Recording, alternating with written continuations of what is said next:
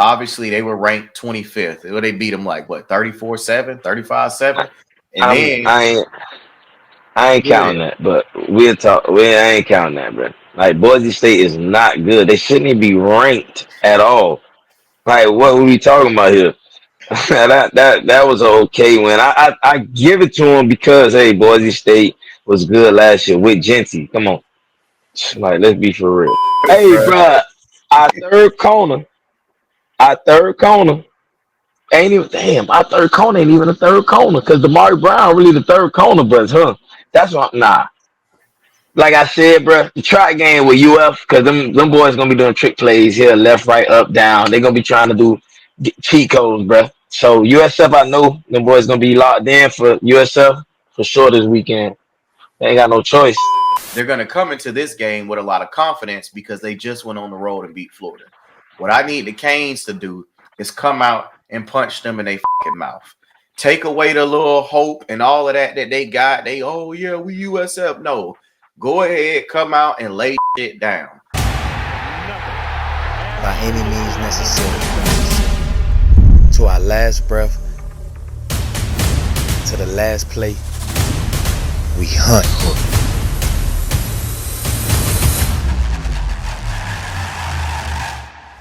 When we bleed, it's orange and green. War ready is the phrase often used. Around these parks, it's game time. No need to turn back the hands of time. We back like we never left.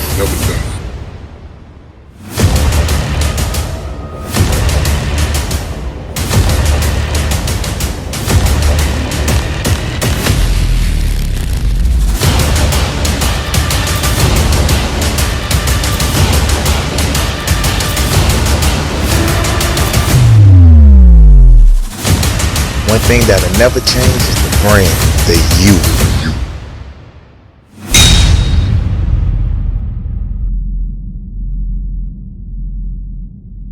Welcome back to the Games Get Played Network. I'm your host, Wise. I got my co-host, Sinatra, on Yes, with me. sir. And this is Truth Tellers, Canes Edition, Episode 3. So, before we get into everything, one of the first things I want to address is last week I gave away 3 tickets to the Bethune game. This week, I do understand that the matchup, USF is now ranked number 18, I believe. Miami, I believe, is still number 5. So you got a top 25 matchup. I'm giving away the tickets to the USF game. If you want an opportunity to go to the game. So first of all, there are three tickets. What? They're club Wait, seats. Wise. Wait, Wise. Can I get those tickets? Nah.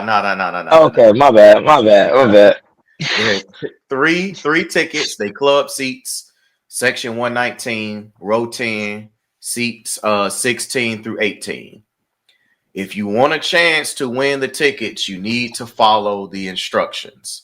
How you enter for a chance to win the tickets, comment on this video below with your score prediction. The score prediction for Miami versus USF.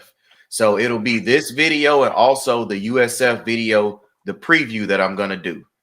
Whoever gets closest to my score prediction that I will release later will be given the 3 tickets. The only other rule is you have to be in Miami. I'm not giving away the tickets to anybody that cannot attend the game. So if you get close to the score prediction, I'll reach out and I'll follow up just like I did with the last person I gave the tickets to via email, and then we'll go from there. So without further ado, we'll go ahead and jump into to this episode of Truth Tellers, man. We gonna just briefly touch on what we saw with Bethune. Obviously, Bethune it's what it was. It was a game to keep the players fresh, get the young guys in there, and just the opportunity for learning and teaching. The outcome was Right. expected. So Yeah. First thing, only thing I really want to talk about is the second. That's the first thing I got to start with. The second and third string. It's a real battle. I think the first string like I said, handled themselves very well. Couple of plays here and there on defense, but the offense steady to ship the whole first string, steady to ship the whole game until they was out. And yeah, the second and third string, I just think it needed to be a lot more competition. And you touched on Fitzgerald. We all, like I said, you really called it, but if you was really listening to Miami ball since spring, and he wasn't even here in spring, so you hearing what's going on, and then he get here in June to every possession, every practice, he's intercepting or doing some type of takeaway. We should have known this was gonna happen. And so when it happened so quickly, I thought it was incomplete, but when he jumped in front of it, he laid out for it. It's like he just want that ball like at any given time for him to lay out like that. It's like it's the end of the game. Like he ain't even got to do all that. But he said, "I'm still gonna make the play, no matter when it's time to make the play." So, like I said, we got one there, Fitzgerald for sure. Definitely next year. I think Poison is struggling right now with that weight. I think the 20 pounds extra that he put on. But like I said, I think he's gonna get it right. It's just bigger ball. He'll get used to it. He's a ball player. So that's about it, man. I really could touch on. Beck look good. The running backs look good. No JoJo, hey, you know what I'm saying? But hey, it is what it is. Whenever he get healthy, you know what I'm saying? He ain't got to play this game. I really don't think he have to play next game either. I really just want to get him a full healthy. I know everybody want to see him and so pressed to see him, but just get him fully healthy. Like, just go ahead. We gonna need you for the long haul. Like, you know what I'm saying? If you play the last 6 games and you miss the first 8, like nobody ain't gonna really remember the first 8. Like the last 6 games gonna be the ones that really count. So just get him healthy. Once he get back, then we should be rocking and rolling. Yeah, the last the missed the first 8, play the last 6. Huh? So you got the Canes in the playoffs with them kind of numbers. Of course, 14 games, yeah. And when I say that hyperbole, like of course I say 8 games, but I'm not really saying that. I'm just saying if he missed a couple of the games at the beginning of the season and he finished out and we got him for the tail run, nobody's gonna remember the first 3, 4 games that he sat out that we really didn't need him. So that's all I was saying. No, I like that though, man. He played in the first game, so if he Right. misses 8 and play in 6, that'd be a full 15. So that'll put the Canes in the natty. So we'll be we'll be happy if we see that. For me, I thought Beck, did what he needed to do. Hmm. My knowledge, we got out of there healthy, right? As far Right. as people that that took the field, I have not heard anything about any key injuries, right? So Right. all starters got out of there healthy. Um, CJ did Hmm. go back to the locker room. I don't know if people know that, but I ain't hear nothing about it after that, so he should be good. But Right. CJ ended up going back to the locker room, and once that happened, Mario was like, "All right, pull the plug." Because you can't afford, like, come on, like you Nah. can't afford that. So that happens. All right, everybody out. We don't even need to, take a chance. And for me too, Mario has respect for Bethune. Him and the Bethune head coach was together in Oregon. So like playing them, he's never gonna try to Run annihilate. it up. Yeah, he's Hmm. not gonna try to run up the score, is get good work in and get up out of there. So um I think it was good to see some of the freshmen, man. Pringle got his first touchdown. Obviously, you touched on what Fitzgerald did. I think personally, um, I like what I've been seeing from Poiser. Honestly, he's playing Hmm. fast, so some mistakes are being made. But I'd Hmm. rather him be 100 miles an hour versus what we were seeing last year um with Jaden Harris. Where he was not 100% going into what he needs to go into. But Right. I will say though, they was saying before the year that Fitzgerald was gonna play regardless, right? But to me, it's surprising that like he's really playing safety though. Like just even being able to get out there and read it and make plays and just do certain things. Normally, freshmen be struggling with like playing safety. Hey. You typically Hey. can't put a freshman out there at safety and he know and learn keys. Like, didn't Hmm. he get here in the summer? He wasn't But even that's here what in spring. that's why I was gonna cut you off, let you finish. I was gonna say, bro, he just got here in June, July, enrollee. Not going here, like enrolling to the school, and he's already on, bro. That's why I said that is just remarkable. Like Jit he gonna be something for sure, for sure. But and just to, like I said, with the poison, I'm not saying poison. I feel like I said, what I seen poison can do, what makes me saying that he's gonna be better next year tonight. Do you get what I'm saying? What you said is perfectly right to where he is flying around. So when I see him miss something, it's so locked in for me because like poison. I know you got that. You feel me? Like you do this. This is why I'm saying like when he do slip, it's kind of bigger for me. Not saying it's big in the moment of the game, but for me when I see poison mess up, I be like, man, he got this. Like I don't even know why he playing like that. Like he's tighten up real quick, poison. That's how I see it with him. I just got so much high expectations for him because what you said, we haven't seen that in a long time. 100 miles per hour at safety, just you know what I'm saying. Then you have Thomas too. We don't talk about him a lot. He looked like the part. Hey, I ain't gonna lie, because when Poison missed that I remember somebody was talking about it when Poison missed that outside angle, which wasn't his fault. Mario already said that was the nickel corner who bit inside fault. So Poison missed that outside, but Jacoby had the speed and the awareness to okay, shit, bro might miss this. Let me go down there, run full effort, and get that two. And he started them in two. They scored still, but in reality, in my mind, I'm like, bro, people understand that's championship pedigree because what if we would have stopped them to three then? Like that whole sequence when they had a 7 point easy would have been 3 points. We'll take that. So I really like our safety room right now for it's not to even to Dylan Day like safety is not an issue at all. And corner got solved overnight. So we here. I think that with what you're saying too, if y'all not peeping, we talking about the Notre Dame game, and what happened is somebody came off the edge hard, right? They came off the end hard, they crashed it.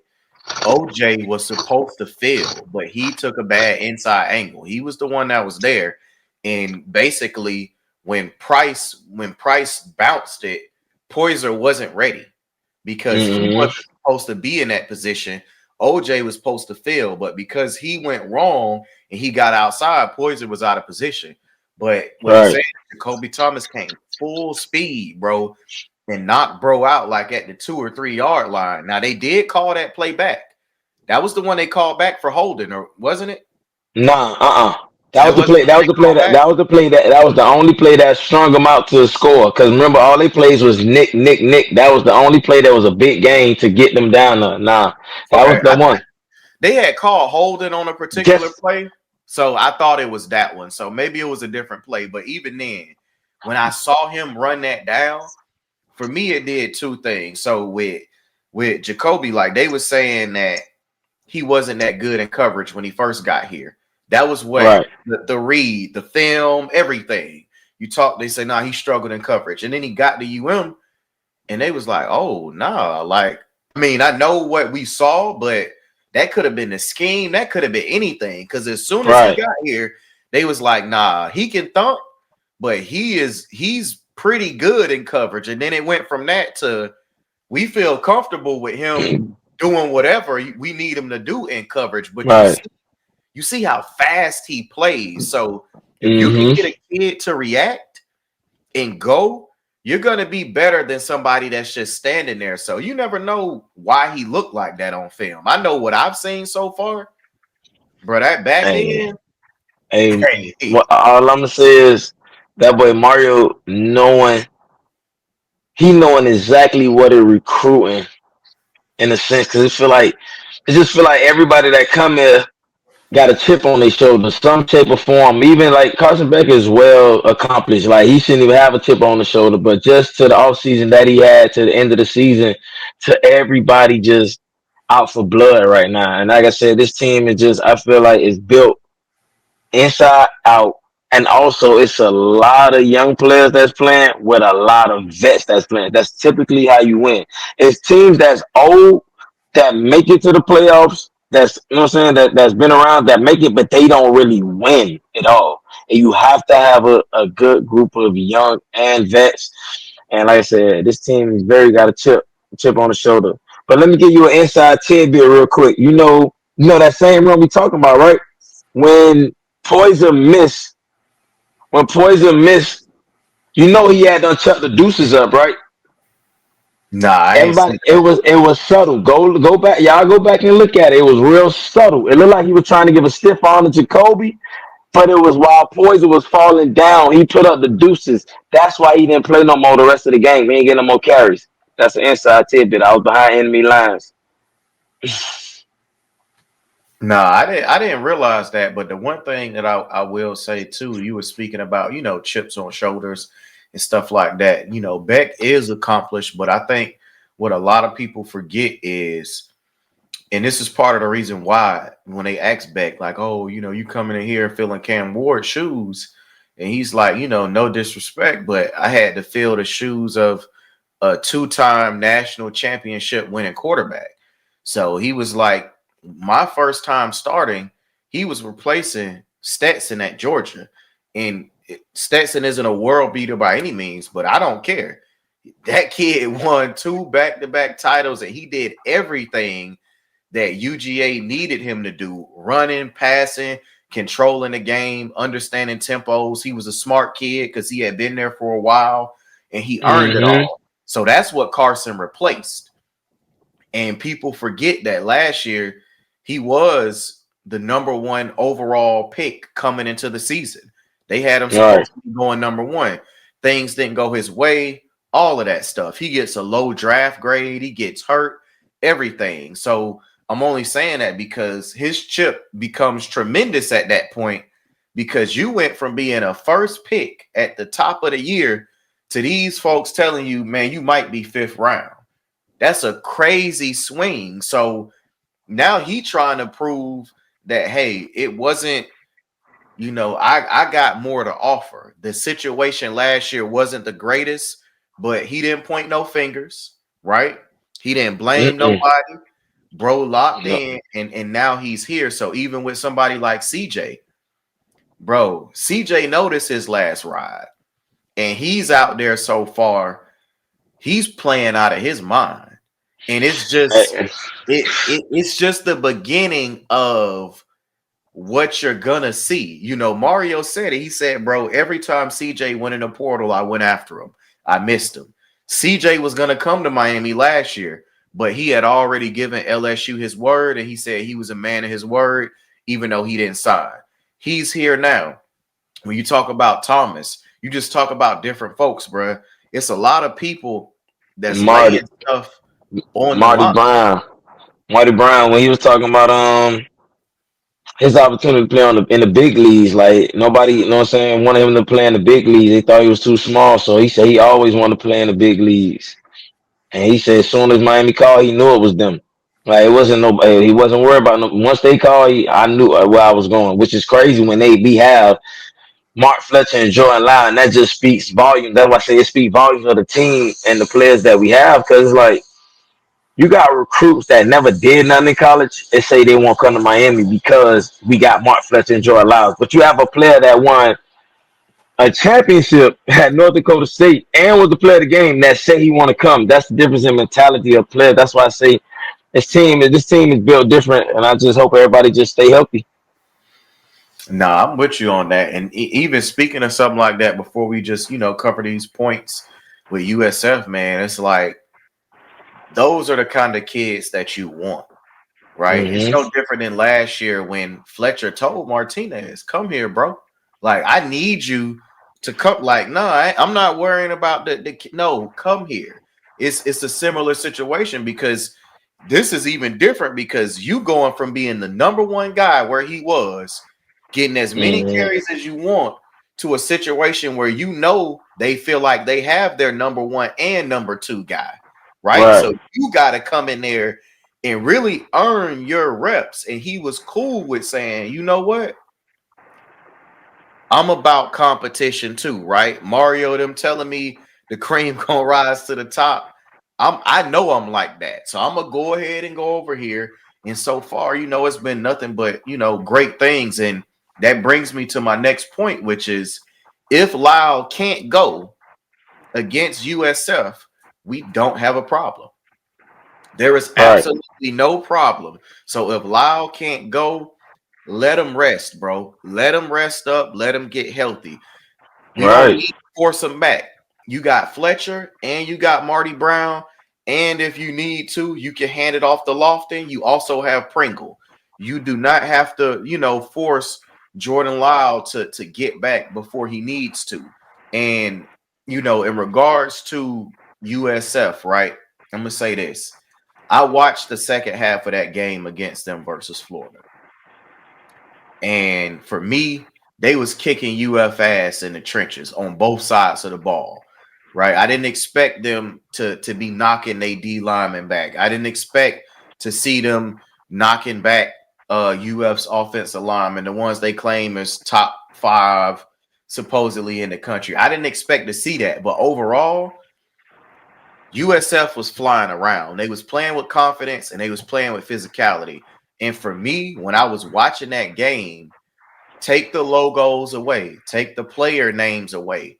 If you just matching them up by what you seen and you didn't know who was who, you would not think that UF was the SEC school, however you want to put it. And that's why I be telling folks, bro, it was a lot of potential upsets and actual upsets that happened this past weekend. Everybody said week 2 was light. Me too. I'm like, week 2 light is weak. And so many teams struggle. Bro, you got to line up and go play football. Them logos on them helmets don't mean nothing. And when you get in a situation where the players you facing don't believe in that logo, they like, nah, at the end of the day, line that shit up. That's what happens, man. You got to go out there and play football for real. You know what it is, Wise. Everybody talking about they bring up the bad points. I feel like this is one of the good points. It's the NIL deals. Nobody wants to, even if they're on a bad team, nobody wants to put on bad film because they know if I put out what I need to put out and do what I need to do, no matter if the team bad, I can go get another $500K from a top school because they see what I can do and they gonna think I'm the missing piece. So I feel like with the smaller schools, I think, man, it's just so much on the line more now than it was then to where the kids that's playing the other school don't really realize what these kids is really thinking they chasing right now, beating you. Yeah, nah, and I think that's true. And I think another thing that to kind of piggyback off of that is, bro, these Jets realize what's going on. And even outside of the NIL thing, in order to get there, think about this. USF playing Florida in the swamp. 500. They paid them 500. Listen, it's 90,000 people there, bro. 90,000 folks, and they on the road. Man, they know that plenty of folks is watching this game.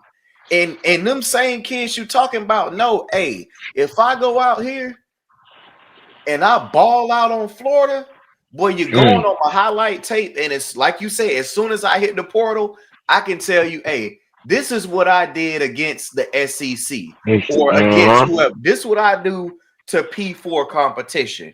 You all on my highlight tape. It might just be a crackback block. You on there. Right. You on all of that. But that's the thing. And some of these kids, they too comfortable. When you think about it from the aspect of NIL, think about how many players, and not just Florida, but we talking about them. Think about how many of them young kids that Florida got that they overpaid for. They overpaid these kids this money. They ain't never did nothing or haven't done too much.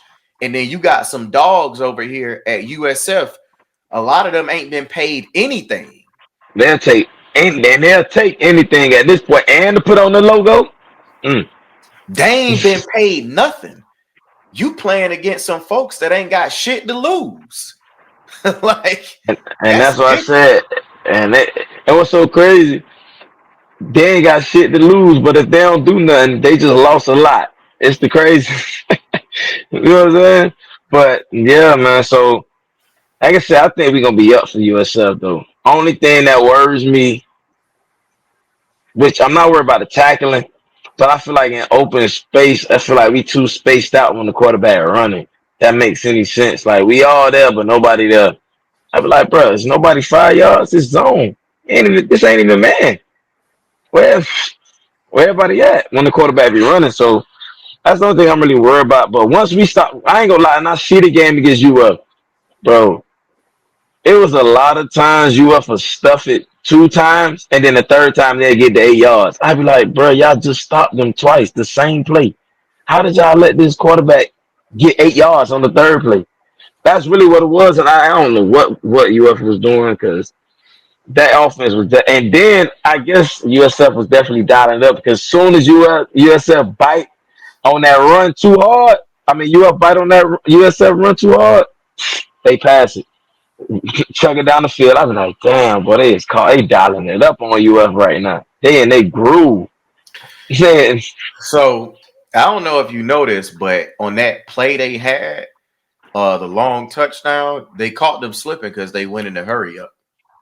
So they had done it more than once, basically, but right, they ran the play, and as soon as they ran the play, Florida was having issues with communication. Literally, I'm watching DBs. They turn into the sideline to the coach, the D line looking over there, one of the linebackers, so they can't even get the play in, and they go ahead and snap it. As soon as they snap it, they downfield with it, but they recognize that they were out of position because it happened earlier, but they didn't throw it. Right? They rushed back to okay, the line, they seen them scrambling, they ran it. So this time, most likely, USF probably went to a hot call. They see that they like when you got 3 people trying to talk to somebody on the sideline, that is disaster. So I don't know if they sent a right, signal in, like with each layer. If D line get a call, linebackers, and then the back end, some teams do it differently. But right, that's what caused that touchdown. Lack of communication. And when you talk about, what we struggled with last year, we struggled with motion, we struggled with tackling overall in space, obviously down the field, but communication was horrible. So we yeah, really don't see where we've improved at, and if the game one situation against Notre Dame, because overall I thought we played well. We gonna see if we can continue that. They got a running quarterback, so we get to see Heatherman go up against a true running quarterback in a game that matters, right? We can see what the contain look like. We can see how we're gonna, go at them schematically because yeah, he's a good runner, but he's a better passer, in my opinion, than when we played him last year. And I know it's just the first 2-game clip or whatever, but he's definitely a better passer. I saw him throwing it around. They decided to throw the ball, 36 times this past weekend. And he had 263 yards. So I definitely expect what I don't see is everything. They're going to do everything that they can do offensively. They're going to do it to try to keep us off balance this week for sure. I ain't gonna lie to you, I'm running man with a spot. That's all we gonna do. Your receivers can't beat us 1-on-1. Nobody on your team can't beat us 1-on-1. Try it. I'm spying and I'm manning everything up. Question: are you gonna have Popo or Torre spy him? Or are you gonna do something like use Scott Nah, or uh-uh. or Wesley. Jacoby? Nah, Wesley. You want Wesley. Wesley spying him? Wesley. Wesley got it because Wesley not he a see ball, get ball type of player, but he's not going. When I say that, you know how the QB running out, he'll run full speed to get to the QB type of thing. I ain't saying gonna fill no holes, but like outside of anything like that, he'll see ball, get ball type of person. So I feel like if he see him probably swaying, and which I also think, I don't want to tell nobody. Malik Bryant though, I ain't gonna lie. When I be seeing number 9, I be like, bro, is he a linebacker or a DN? Because I see him on the DN, he be rushing. Then he be coming off the rush when somebody catch the ball like a linebacker. I say, Jit kind of fast for a DN. But I know it's Malik Bryant, he played linebacker. But it's just crazy how I saw one play when they ran a little. You probably remember this. Bethune ran a screen, bruh. He bit he bid on the run play to get the quarterback, right? Because they let him in free. He bid on it. Quarterback threw it over his head, bro. He ran all the way to the person who was catching the screen. I said, God damn. Jit really like moving and it's showing effort too, but Jit really was moving. I'm like, bro, Jit got to get on the field for real. Nah, for sure, man. I think that those are a lot of so this is the thing. We have so many options we could use. Mm-hmm. Last year, if we was having this conversation, it would have been one of three players, maybe one of two. So, the fact that we could say, nah, we got options on who we going, choose to use the spy, I think is a good thing. I think one of the key things that Miami has to make sure that we do, we have to make sure it is, man, we have to sustain long drives because the way USF plays on offense, the defense is going to get gassed on any drive where USF gets more than 2 first downs. So two Right. first downs or more, you exerting a lot of energy.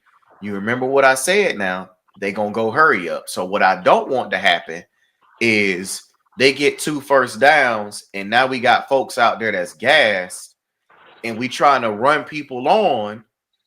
You get what I'm saying? Because you know how this goes. Right. You trying to run people on. They didn't substitute. So and they go to their hurry up. And now they catch us with 12 men on the field or whatever the case may be, right?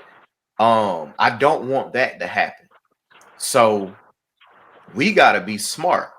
If it's a play, if we know they gassed and the tackle happens on the short side of the field, and that's where our sideline is, it's much easier to get 2-3 people off on the short side than it is if they way across the field.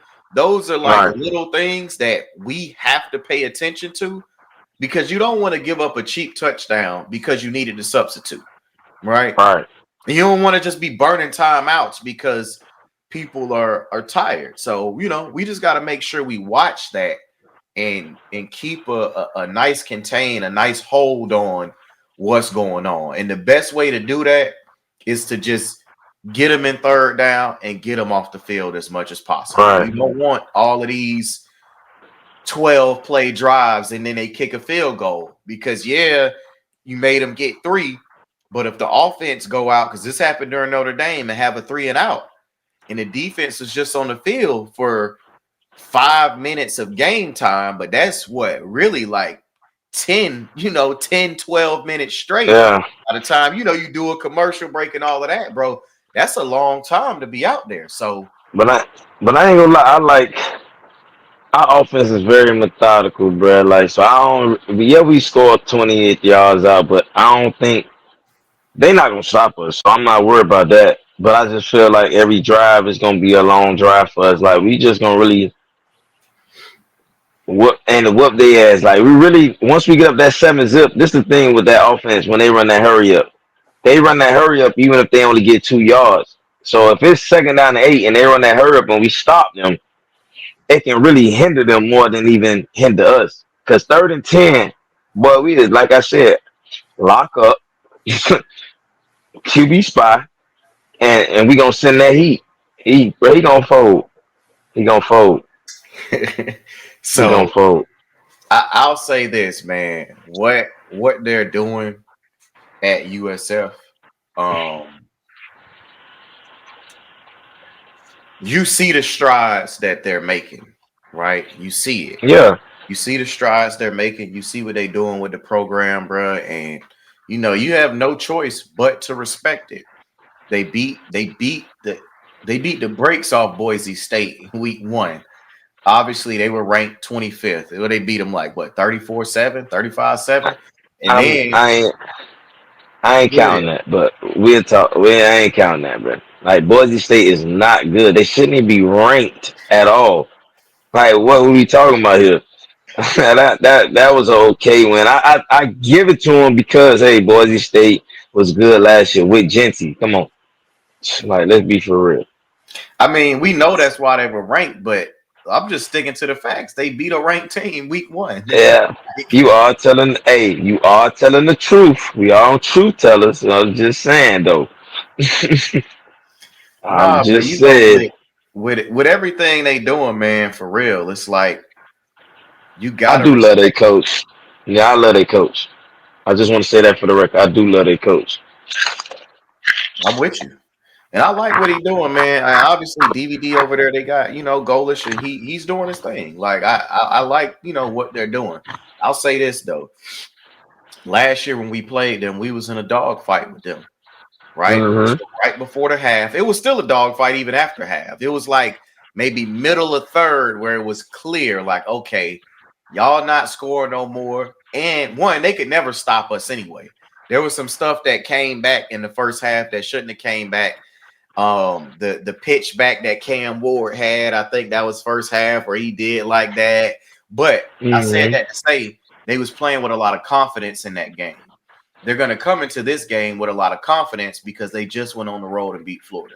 What I need the Canes to do is come out and punch them in their fucking mouth. Take away the little hope and all of that they got. We USF. No, go ahead, come out and lay shit down. Do not go out there playing with these boys. They are not on our level. I don't want to hear it. I don't want to see it. I don't want no cheap touchdowns, bro. We need to go out here and dominate them on both sides of the line of scrimmage. At the end of the day, I expect to see the D line teeing off, and I expect to see the O line making holes. I don't give a damn what they just did to Florida. First of all, Florida's trash. Florida is trash. And yes, they Mm. get up when it's time for us to play them because it's a rivalry game. Florida's cheeks. And Lagway is not like that. I ain't been sold on him at all. Trey Wilson is not like that. All right. Florida is not good. And USF did what they needed to do last week. This week, take that option and that will away from them. Don't play with these boys because if you let them stick around and it's a dogfight till late third quarter or whatever, you never know what'll happen. Go ahead and put them away, and I expect to see the freshmen in at the start of the fourth quarter, and we just gonna leave it like that. I was gonna say 31-17, but now you got me thinking 38-17. I'm not giving my score prediction because that's a part of the giveaway for the ticket, the competition. Hmm. But personally, to give anybody some help on how I feel about this, I don't expect this game to be close. And if the game is close, I'm going to have a problem with it, mainly because you just watch what they did to Florida. Miami has been built, and Mario has been building this team to win from the trenches out. And if that's how we're built and that's how things are supposed to go, if they can't fuck with us in the trenches, then they can't win the game. Not them. They ain't got enough skill players. So just go out there and handle business, man. I expect them to actually prove a point. I know USF was sticky in coverage with Florida or whatever the case, but they had a lot of free ones running. Lagway couldn't hit him. I saw Lagway miss 2 wide open touchdowns on 2 different drives. I mean, he got somebody literally beat his man by 5 yards. He overshot it. Then I see another one where he got him. He overshot it. And then I think they dropped one of them too.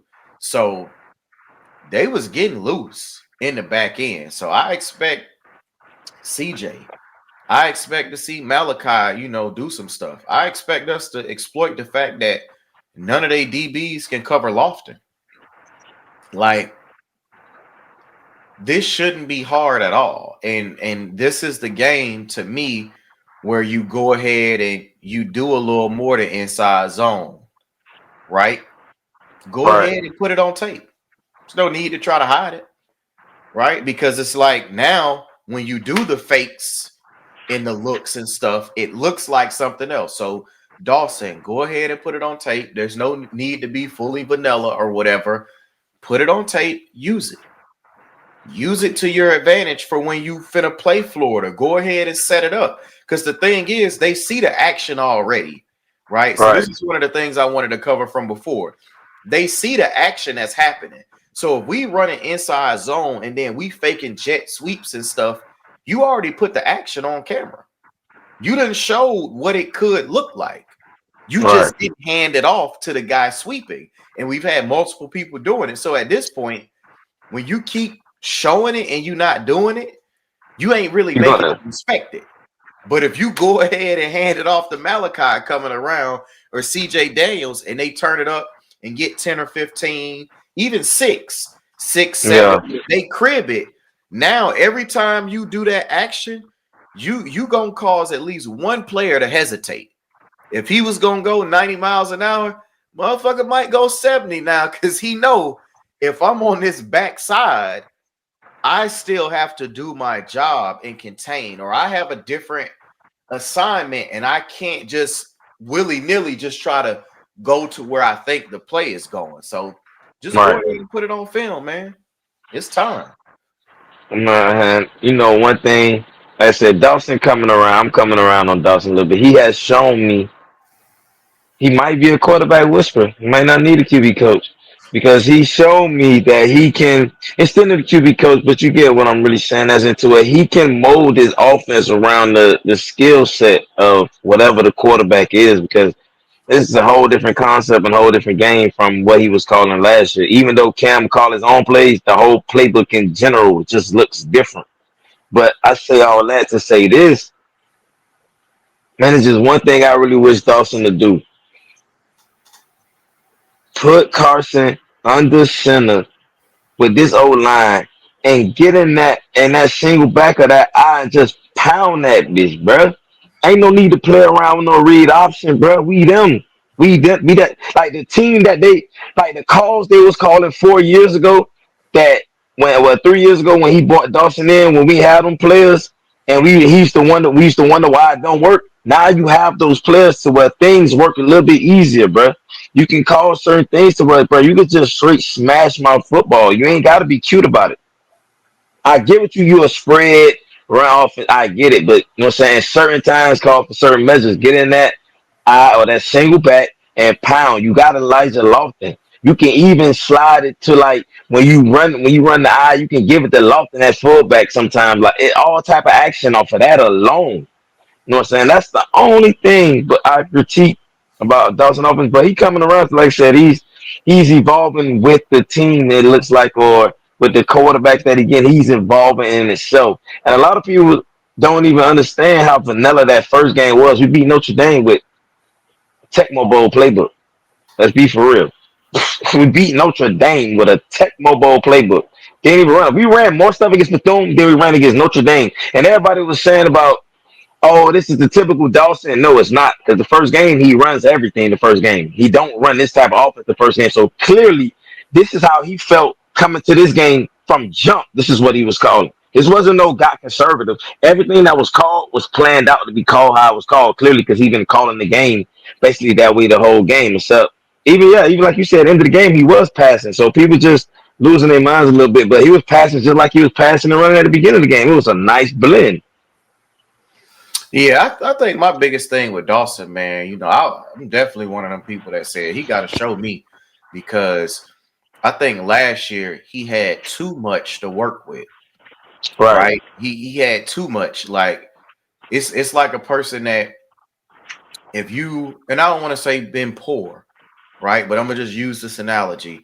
If you never had money and then somebody dumped 10 million on you, you might not know what to do with that money. Right. You ain't never had that kind of money before. We all say, hey, I do this, I do that, I never go broke. But if you've been driving a Honda, can somebody bring you a Lamborghini? You don't know how to drive a Lamborghini, how it's supposed to drive. So he to me, he had too much with Cam Ward and Arroyo, and he had I ain't gonna lie. I'm gonna say something real unpopular, but it's the truth now. That was so well rounded to where he could have done so much more with it. And then the running back situation, like Martinez, was a 1,500-yard type back. You know what I'm saying? Like, that's what you could have got out of that, was still getting Fletcher 700 or 800 when you even look at, what we was giving Lyle carry wise. And this year, you come in, receiver room is open, right? It's open for everybody. CJ comes in and he's a great addition. Now, you got a younger tight end, one that's a true playmaker. Now you got 3 running backs, and now you got a different style quarterback. And to me, conceptually, what we was running against Notre Dame, we didn't run those concepts last year. And we all know why, or maybe we all don't know why. And I'll give some of the people why. We didn't run a lot of those concepts because Cam Ward didn't want to run that. That's just point blank, period. Some of the things Dawson wanted to run, Cam didn't want to run it. And at the end of the day, Dawson was at Cam's mercy, right? Yeah, We were riding on that. So he just kind of went.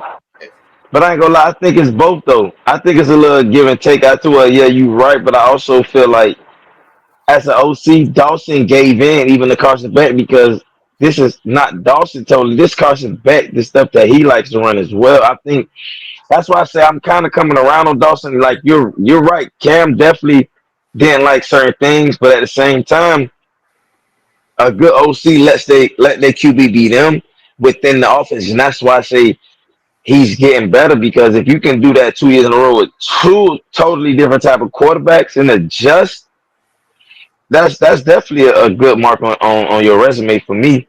And like I said, even with last year, I feel like you saying he had a lot to work with. I feel like last year he didn't have a lot to work with because Cam only wanted 3 wide receivers on the field. This year, he actually has a lot to work with to where he can really call a lot of stuff because now it's a bunch of people on the field, a bunch of kids on the field to all shapes and sizes now to where it's not just 3. Now you got 6 people to play with, 8 people to play with. So I feel like this year he got a lot more to play with, and I feel like this year this team is more determined. And I don't want to say it, I feel like the kid's IQ is better for sure. I mean, ain't even an if and a but. So this is the thing about that. The reason why, in my opinion, he had more last year is because there was 4 wide receivers that he was playing, no matter what. There was the 4 guys that he was gonna play, right? This is why he had more, and this is no slight to Carson, but there was no limit to what could be done with the offense. Truthfully, what I felt like he did was he let Cam, and maybe this is where he's growing at, but he let Cam control too much. Conceptually, he may be running what Beck likes, but Beck's not calling shots top to bottom like Cam did. And his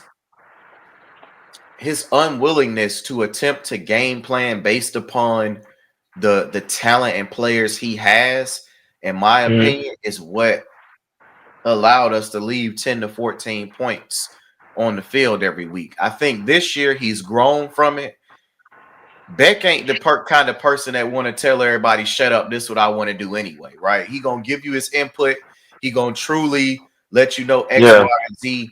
But, I also think that the other part of that is we know Cam didn't want to throw checkdowns, right? Beck is totally fine. You seen him. Hey, if it's there, I'm going to take it. So that's also, with the give and take with the relationship between the two.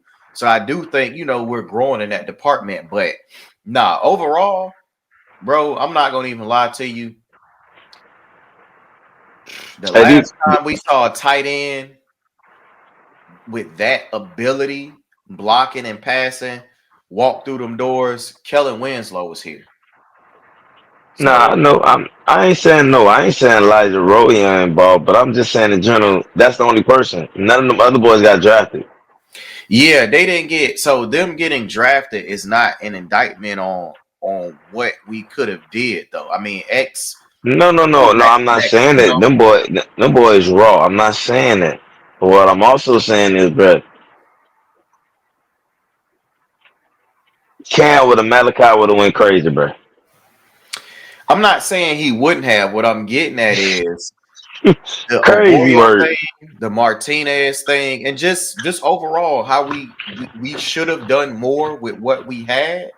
That's all I'm saying. But either way, I think Dawson has grown from everything, man, and I think this weekend we gonna see why Mario hired Heatherman. You saw it week 1, but he about to earn his paycheck this week, and we need to go out Mm-hmm. there and and do everything that we need to do, man.